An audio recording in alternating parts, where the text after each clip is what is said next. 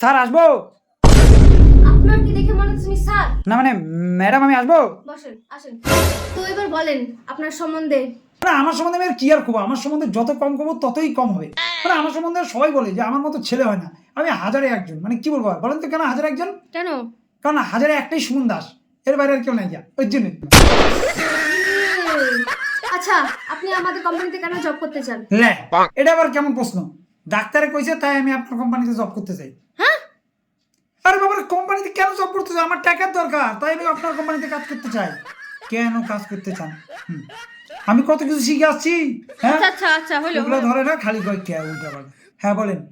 তো আপনি একটা কাজ করে দেখান তো, আপনি এই কলমটা আমার কাছে বেচে দেখান তো। ঠিক আছে, এই নেন 10 টাকা দেন। এইভাবে না, আপনি বলেন কলমটা কি আমার দরকার আছে?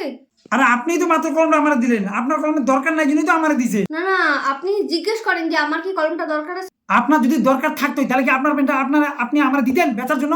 আপনার দরকার নাই জন্য তো আমার দিয়ে দিতেন। আর আপনার পেন বেচতে যাবোই কেন? একে তো অর্ধেক কালি। হ্যাঁ, অর্ধেক কালি পেন কেউ কেনে? যদি ভর্তি কালি থাকতো তাহলে পেনটা বেচা যেত বাইরে গিয়ে কারো কাছে। ঠিক আছে, আপনি একটু কলমটা বেচেন, যে করে হোক আপনাকে কলমটা বেচতে হবে, সেটাই আমাদের কোম্পানির। আমাদের অনেক একটা দোকান আছে, বিস্কুটের সাথে কলম ফ্রি দেয়। আমাদের এলাকায় কেউ কলম কিনে না, ওই বিস্কুট কিনে যায় ওটার সাথে কলম ফ্রি দেয়। কলম কেনার দরকার নেই, বেচার দরকার নেই। কলম বেচা ছাড়া কিছু বেচার হলে কলম বেচতে পারবেন। আপনার এই কোম্পানিতে কোনো দরকার নেই, ঠিক আছে? আপনি একটা বিস্কুট কেনেন, কলম কেনেন, আপনি যান।